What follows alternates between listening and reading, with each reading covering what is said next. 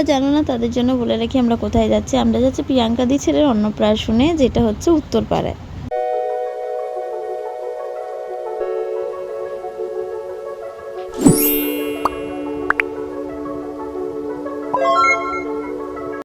প্রচন্ড বৃষ্টির মধ্যে নেমেছি আর দেখতেই পাচ্ছ পেছনটা দেখো, একটা জায়গায় দাঁড়িয়ে রয়েছি।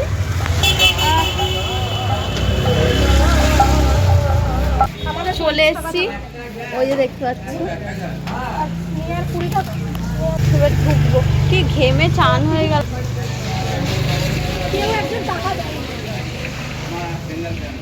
আর আমি হচ্ছে ওই টেডি বিয়ারটা গিফট করেছিলাম।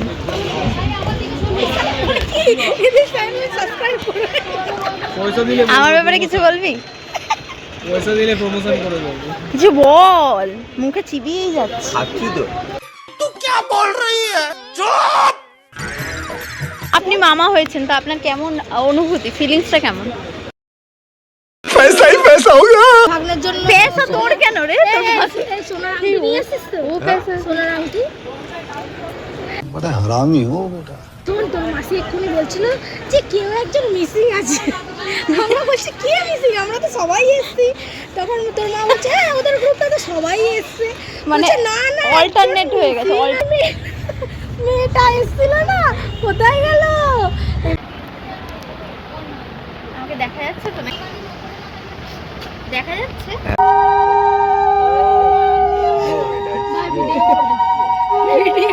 हाय किया। সরিয়ে দিল আমাকে। আমরা এখন যাচ্ছি কোথায় যাচ্ছি জানো? আমরা এখন জল ভরতে যাচ্ছি গঙ্গায়। ঠিক আবার যখন ঘুরে হায়ার করতে সাকনা বাজারে ঘুরে যায়। আমরা ঘাটে পৌঁছে গেছি।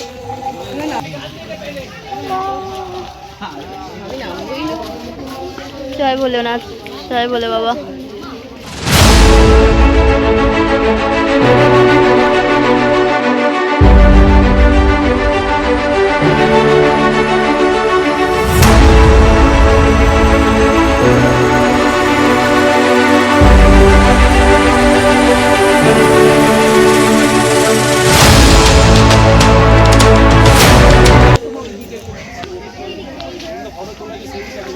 ক্যামেরায় আসছে না, ক্যামেরায় সাদা লাগবে ঝাপসা।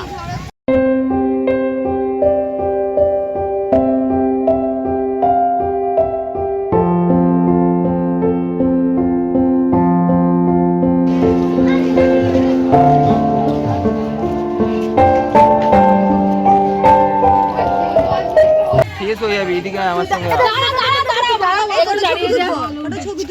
তুই আমারটা দেখা কেন? সালমান খানের পোজ।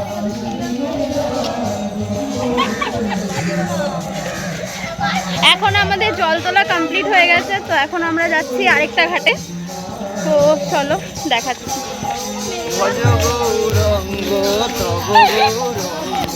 তাই আপনার সাথে একটা ভিডিও করছি। এখনই কি আমি তোমাকে সুযোগই পাচ্ছি না, আজকে ছেলের গায়ে হলুদ না, তাই সুযোগ পাবি। দাঁড়া, এর পরের স্টেপে সুযোগ পাওয়া যাবে। কি সুন্দর লাগছে। সুন্দর লাগছে। তোমাকেও সুন্দর লাগছে না তোমায় কম সুন্দর লাগছে না, অনেকটা বেশি সুন্দর লাগছে। না তো আমি দাদাকে দেখতে পেলাম, না তো আমি বৌমণিকে।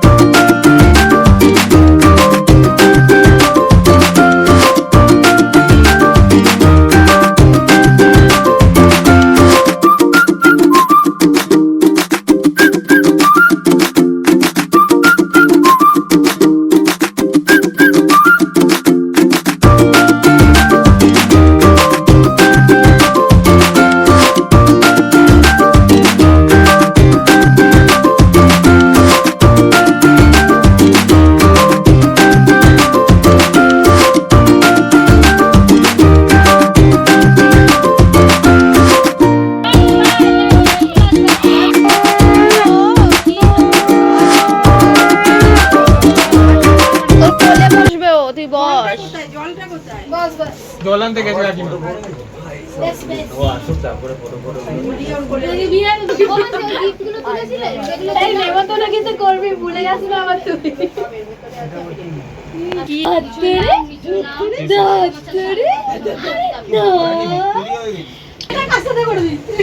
পাত্রী নেই কিন্তু আইব্রো ভাতটা তো খেয়ে নি।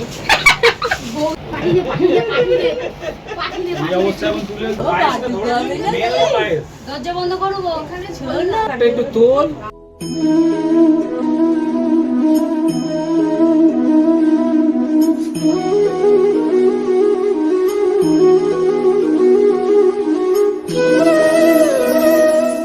পেটে দিচ্ছি দিয়ে সব থেকে বড় ব্যাপার হচ্ছে ওটাও বেজে যাচ্ছে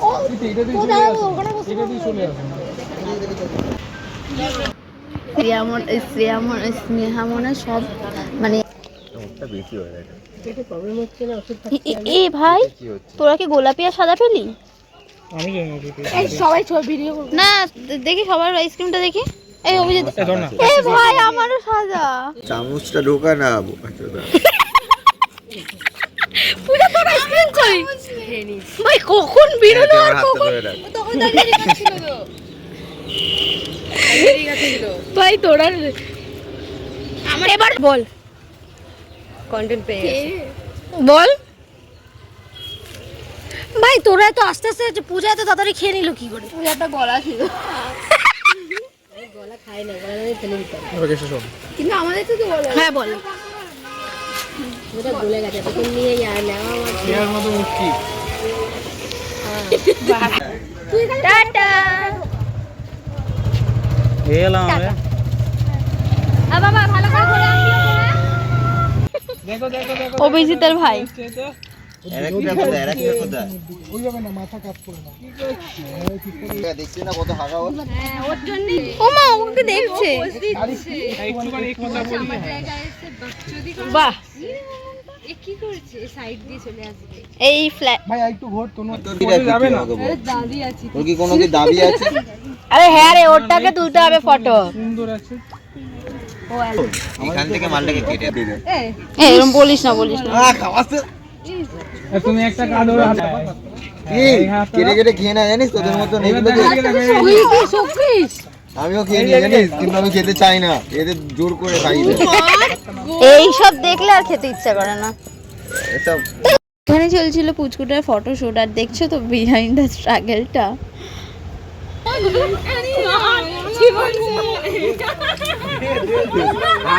ওরা ওরা ওরা এখন ওরা এখন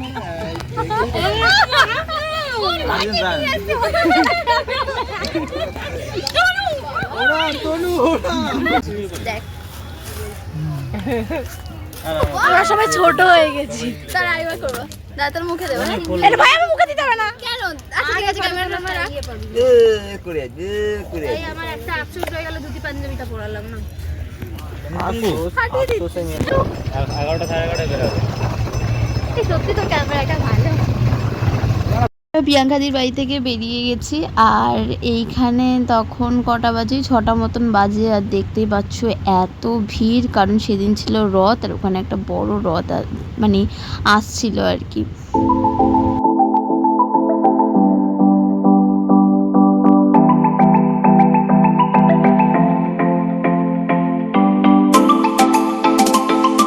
তোমরা এই জায়গাটা দেখলেই বুঝবে এত ভিড় ছিল সেখানে। আমাদের অটোটা মাঝ রাস্তায় দাঁড় করিয়ে দিলাম আর আমরা হেঁটে হেঁটেই মানে বাড়ির দিকে পৌঁছাচ্ছিলাম আর কি। তার মধ্যে দেখি এরকম একটা এখানে একটা রথ এসে দাঁড়িয়ে রয়েছে, রথটা এগোচ্ছেও না আর রাস্তার পুরো লাইট অফ, কারেন্টও মনে হয় চলে গেছিলো। তো সেই ফাঁকে আমরা একটু রথটা টেনেও নিলাম। তো দেখতে পাচ্ছ কত বড় রথটা, আমাদের পাড়ারই ওখানের রথ। এরপরে আমার আর বাড়ি যাওয়া হয়নি, সবাই বাড়ি চলে গেছিলো। তো এখন আমি মায়ের কাছে যাচ্ছি, মানে ভোগ প্রসাদ আনতে যাচ্ছি। আমি গেছিলাম প্রসাদ আনতে আমার মা লাইনে দাঁড়িয়েছিল, তো সেখান থেকে জগন্নাথ দেবের প্রসাদ আনতে যাচ্ছিলাম, আর বাড়িতে ঢুকিনি। একেবারে প্রসাদটা নিয়ে তারপর বাড়িতে ঢুকবো। তারপর আস্তে আস্তে দেখি আরেকটা বড় একটা রথ যাচ্ছে। মানে এবারে আমাদের বরানগরে আমি অনেক রথ দেখেছি, প্রায় 3টে বড় বড় রথ দেখেছি। আর রথের আগে মানে এত ভিড়, এত লাইন পড়েছে, মানে পুরো বরানগর আমাদের জমজমাট ছিল সেইবার রথে, মানে এইবারের রথে। তো দেখলে বোঝাই যাচ্ছে না এটা আমাদের পাড়ায়, মানে এতটা ভিড়। আমি হয়তো রথের দিন বেরোই না কি জানি না, আমি ভুলে গেছি, তবে এই ফার্স্ট আমি দেখলাম যে আমাদের বরানগরে এতটা জমজমাট। তো এটা আমি প্রসাদ নিয়ে যখন ফিরছিলাম, তখন আবার সেই রথটা, যেই রথটা আমি অটো থেকে নেবে আটকে পড়েছিলাম, সেখানে আবার সেই রথটাই আসছিল ওখান দিয়ে। আর আরেকটা রথ আবার যাচ্ছিল, আমি আবার তাদের পেছন পেছন যাচ্ছিলাম।